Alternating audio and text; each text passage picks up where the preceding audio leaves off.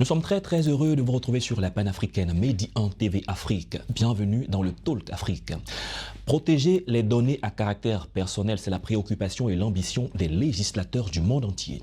Les récents scandales politiques, mais aussi la multiplication de cyberattaques de grande envergure ont largement contribué à éveiller la conscience internationale sur les enjeux liés à la protection de la vie privée et des libertés individuelles dans l'écosystème numérique. Avec nos experts, nous verrons les défis de la protection des données à caractère personnel en Afrique francophone. Nous l'avons dit, nos experts, ils sont en plateau. Charles Anguessan est avec nous. Bienvenue sur le plateau de Médian TV Afrique. Merci Thomas. Vous êtes expert en protection des données à caractère personnel et donc du groupe DPSE. C'est bien cela, très bien. Serge Seri, vous êtes maintenant un habitué de nos plateaux. Bienvenue sur le plateau de Médian. En tout cas, merci au moins de m'inviter très bien. Et vous êtes expert également en protection des données à caractère personnel, commissaire général du Forum national sur la protection des données à caractère personnel. Alors, allons tout doucement pour permettre à nos téléspectateurs de comprendre. C'est vrai qu'on parle de données à caractère personnel, mais de façon basique, de façon plus simple. Une donnée à caractère personnel, qu'est-ce que c'est? Alors, déjà, c'est une information, une donnée à caractère, c'est une information qui est relative à une personne physique et qui permet de l'identifier. Donc, on peut citer plusieurs catégories. Il y a les données identifiantes directement, comme votre nom, votre prénom. Les données indirectes, un numéro de matricule, un numéro de téléphone. Donc, c'est toutes ces données qui sont relatives à une personne physique qui constituent, en gros, pour faire simple, une donnée à caractère personnel. Et qui est responsable, alors, M. Seri, qui est responsable de ces données à caractère personnel? Est-ce que c'est moi ou est-ce qu'on le confie à une personne? Alors, bon, c'est vrai qu'il y a un responsable de traitement, c'est celui qui a besoin de ces données à caractère personnel pour vous offrir soit un service que vous lui demandez ou un service que lui propose. Donc, dans la loi, il y a un responsable de traitement. Et c'est celui donc qui utilise donc, vos données à caractère personnel, qui exploite en fait vos données à caractère personnel. Est-ce qu'on peut me mettre sur écoute? Avec la téléphonie mobile aujourd'hui, on sait qui est qui finalement. Est-ce que quelqu'un, que ce soit un membre de l'État, de la police, peut décider de mettre un individu sur écoute? Alors, en fait, la loi a été, je parle de toutes les lois, ont été adoptées en fait, pour protéger ce qu'on va appeler la personne concernée.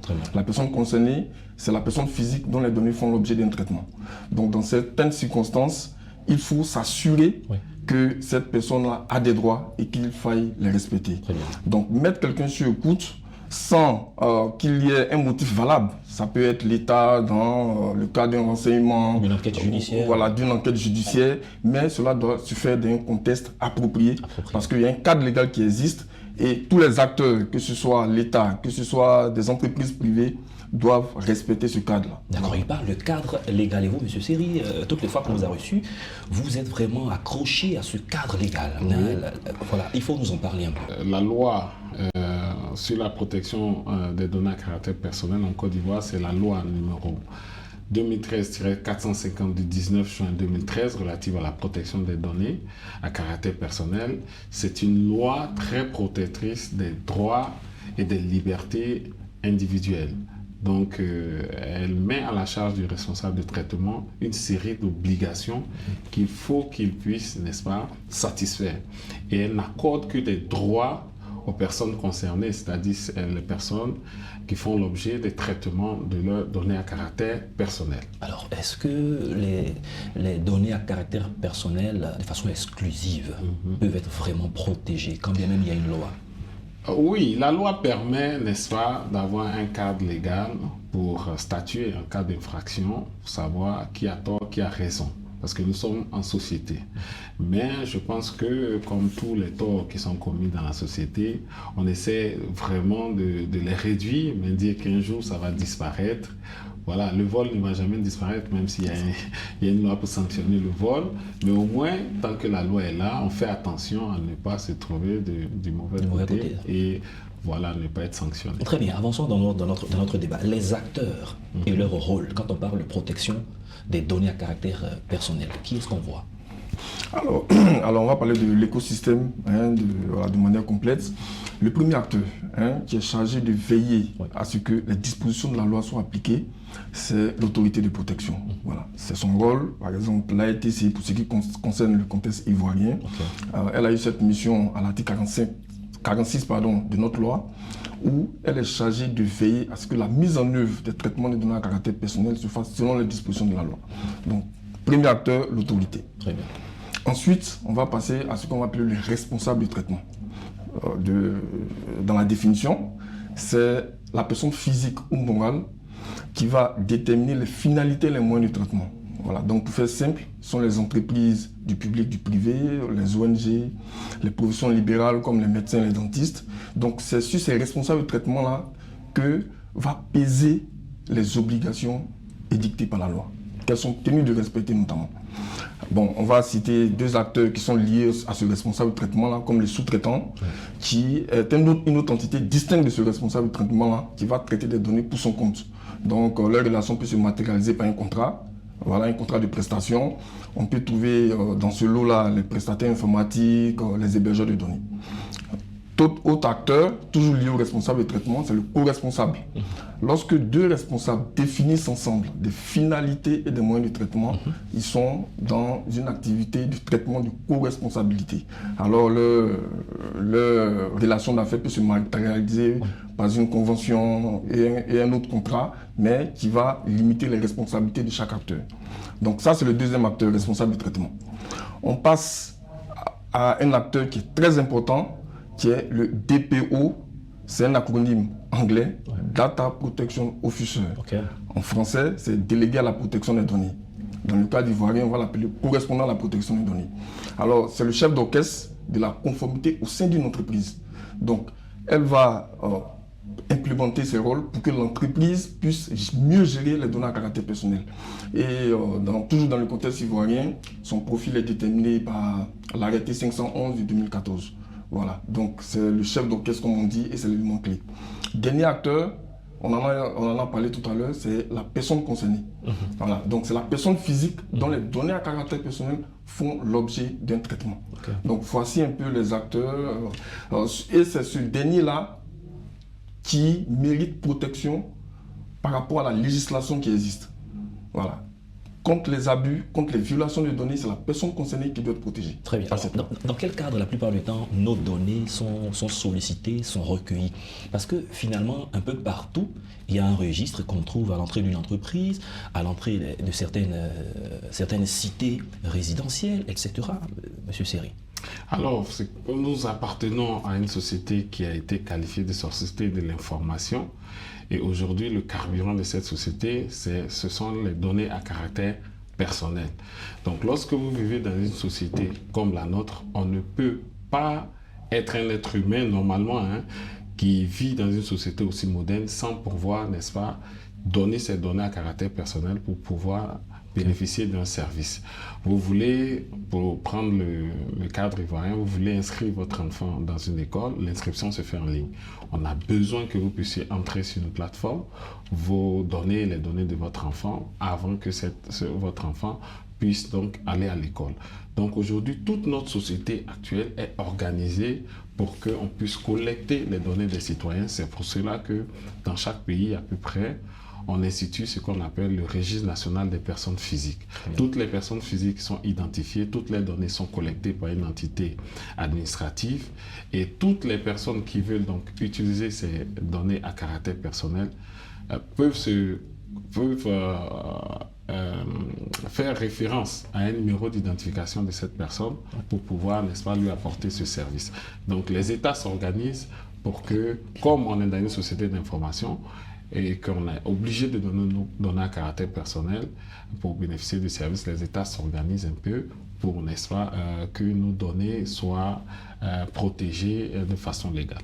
Dans la plupart de certains concours ici en Côte d'Ivoire, notamment les concours de la fonction publique, l'ensemble des dossiers est mis à la disposition de certaines personnes qui traitent les dossiers et on a remarqué que quand les candidats n'ont pas été retenus, souvent les dossiers reviennent par la poste. Comment vous jugez ce genre d'action-là au niveau du traitement des données?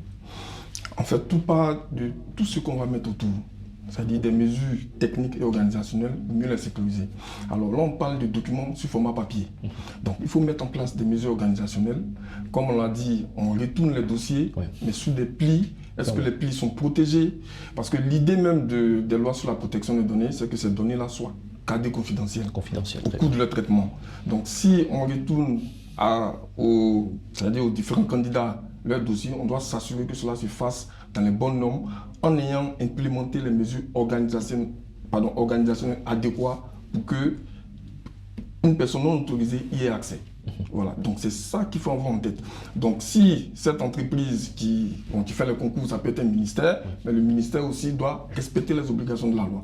Donc elle doit implémenter toutes ces mesures-là, que ce soit techniques, organisationnelles, mais aussi juridiques. Alors certaines personnes qui ont postulé dans une entreprise, parfois se sont surprises de voir que leur dossier, leur CV et d'autres éléments se sont retrouvés parfois chez des vendeuses de beignets, par exemple, dans de telles conditions. Alors, quelle interprétation il faut avoir et quelles dispositions il faut prendre?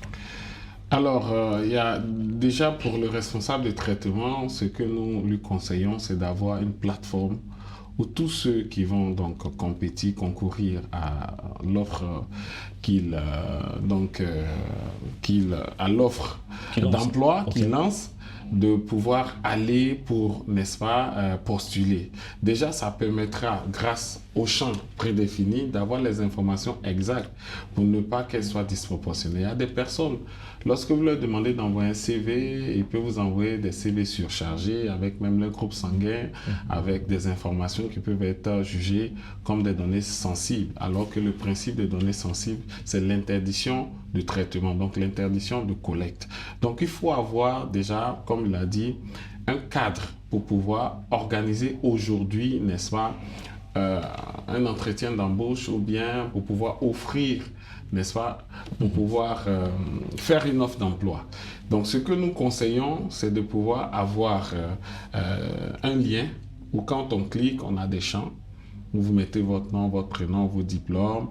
Comme ça, on est sûr d'avoir les données nécessaires. Et après, n'est-ce pas, si on veut vous prendre en entretien, étant donné que vous avez donné des informations préalables, on vous appelle pour l'entretien sans pour autant violer, n'est-ce pas, la loi. Mais lorsque vous prenez sur vous de collecter de façon traditionnelle les CD avec les photos, les groupes sanguins, avec des données qui sont parfois disproportionnées, vous vous exposez aux sanctions prévues par la loi.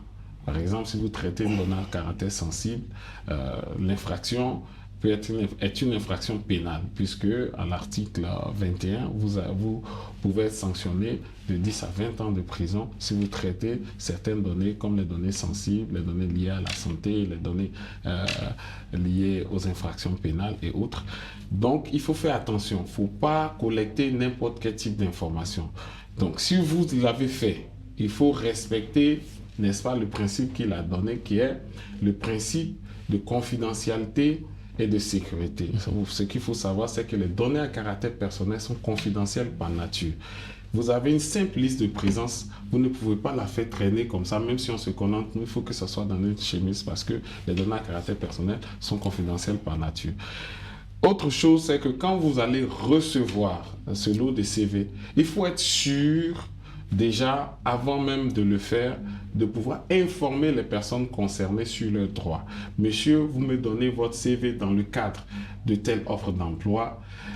Si vous êtes retenu, je vais vous contacter dans tel nombre de jours. Si vous n'êtes pas retenu, votre CV va disparaître dans 3 mois, sauf si vous me donnez la possibilité de la garder pendant un certain nombre de temps. Il faut que ces choses-là soient aujourd'hui une habitude pour nous. Il ne faudrait pas faire les choses en dehors de ce cadre légal qui existe. Et je le répète, c'est pour cela que la doctrine de l'autorité de protection aujourd'hui, c'est de vous faire accompagner.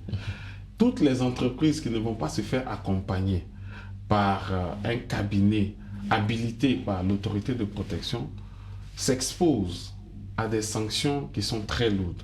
Là, j'ai cité les sanctions pénales, il y a des sanctions administratives, il y a des sanctions financières qui peuvent aller jusqu'à 500 millions de francs.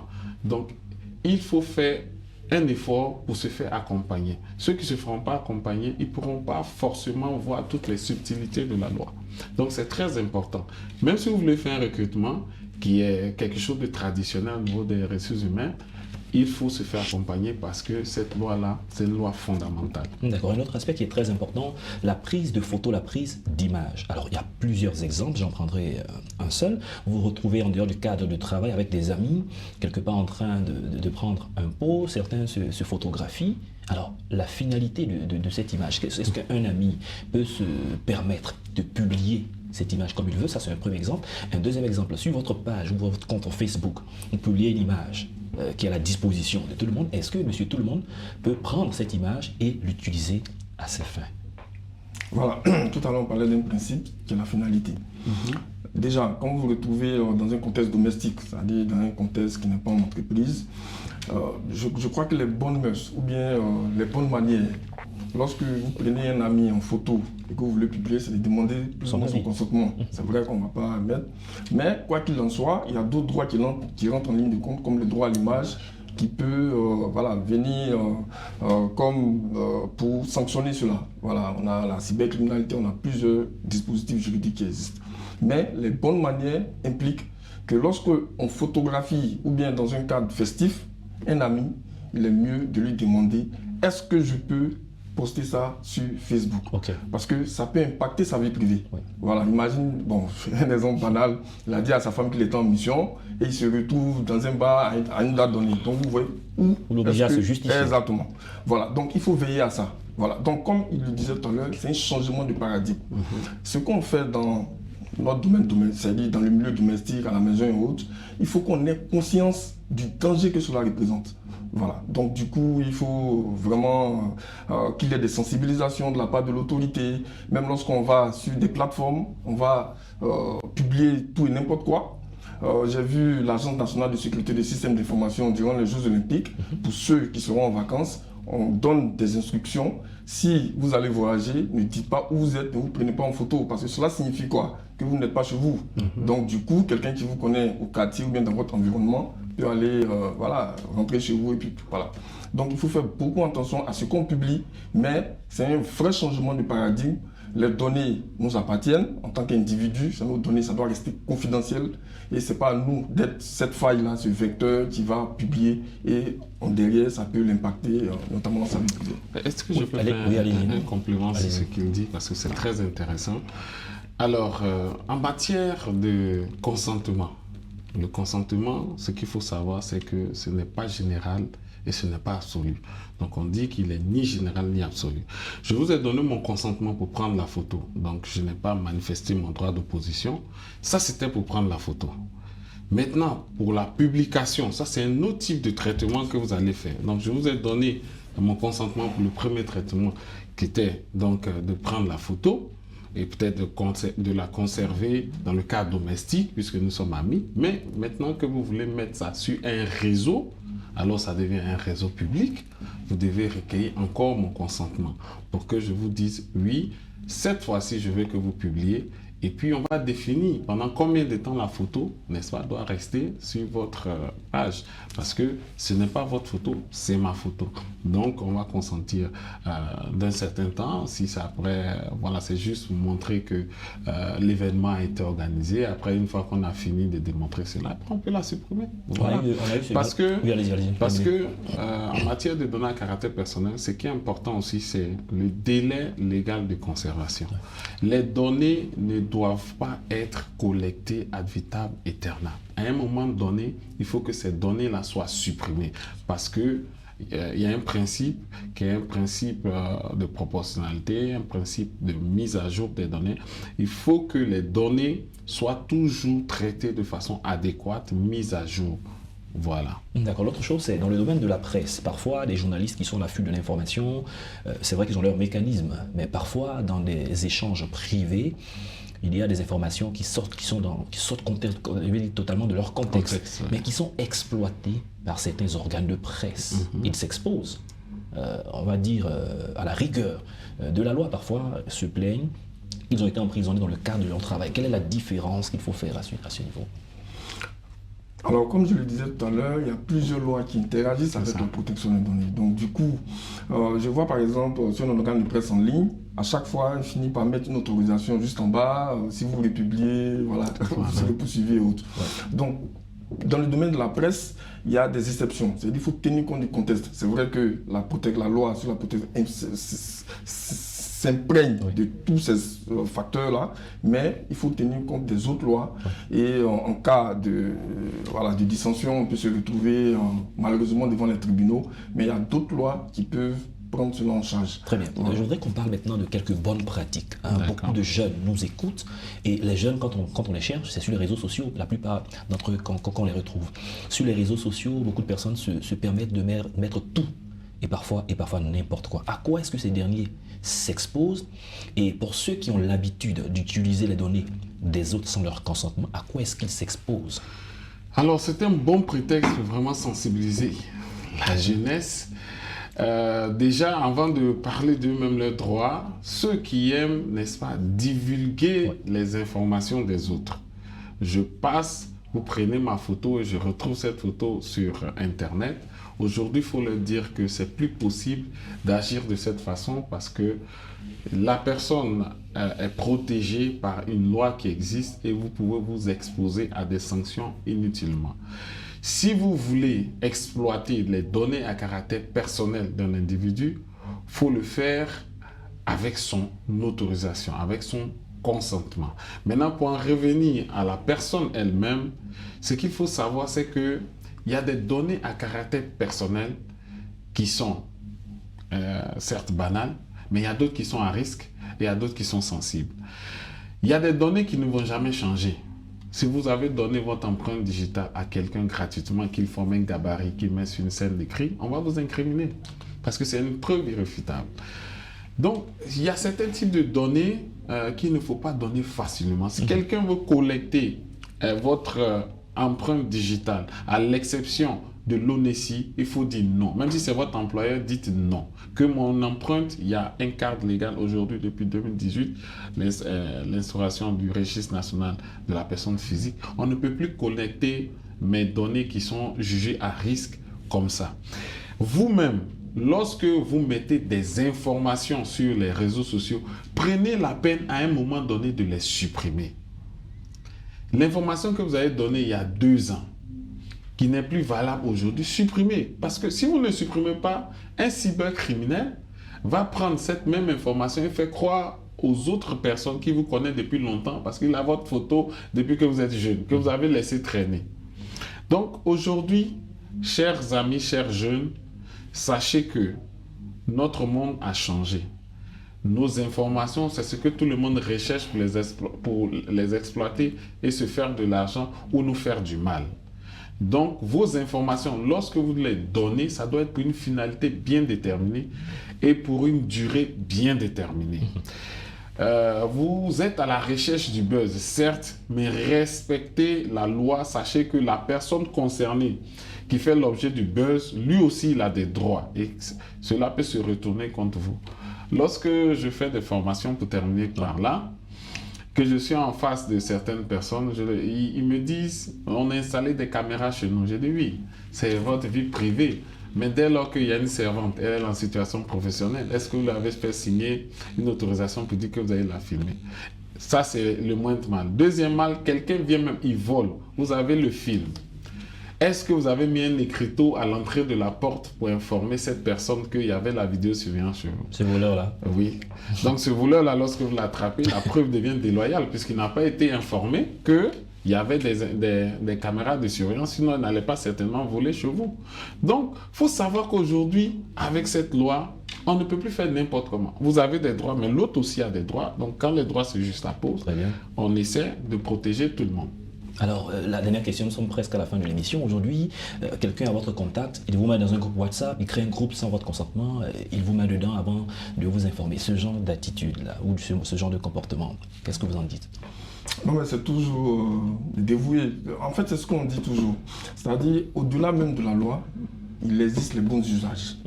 C'est-à-dire, vous avez un ami, vous voulez le mettre dans un groupe, mais il faut... Parce que quand vous le mettez dans un groupe, les autres du groupe ont son contact sans son avis. Donc déjà, il faut penser à ça. Donc c'est pourquoi je parle de changement de paradigme. Il faut changer sa manière de faire. Une donnée personnelle appartient à un individu, à une personne physique. Donc avant de l'utiliser, il faut veiller à ce que cette personne-là vous autorise à le faire. Et c'est de façon verbale, de façon écrite? Oui, dans le domaine domestique, c'est de façon verbale, voilà, vous accordez. Mais en entreprise, il existe des dispositions très pratiques, surtout lorsqu'on parle de consentement. Le consentement, avant d'être valide, doit justifier 4 critères cumulatifs. Oui. C'est-à-dire être libre, c'est-à-dire un impact négatif ne doit pas, c'est-à-dire un refus, pardon, ne doit pas avoir un impact négatif sur la personne. Très bien. Voilà. Ça doit être spécifique, on ne peut pas consentir pour plusieurs finalités à la fois, et ça doit être univoque. Il doit avoir un acte positif clair, comme vous le dites. On signe, on coche une case, et ça doit être éclairé. Il faut donner toutes les informations nécessaires pour que la personne sache à quoi va servir ces données à caractère personnel. Très bien. Ce que vous dites est tellement intéressant qu'on a envie de continuer. Cependant, nous sommes déjà à la fin de cette émission, sauf qu'on aura d'autres plateaux pour approfondir. Nous sommes déjà à la fin de cette émission. Merci à vous, Charles Anguessan. Je rappelle que vous êtes expert en protection des données à caractère personnel et du groupe DPSE. C'est bien ça. Merci également à M. Serge Seri, expert en protection des données à caractère personnel, commissaire général du Forum national sur la protection des données à caractère personnel. Merci d'être passé sur notre plateau. Merci, Romain. C'est la fin de cette émission. Merci à tous de l'avoir suivi. Bonne suite de nos programmes sur Medi 1.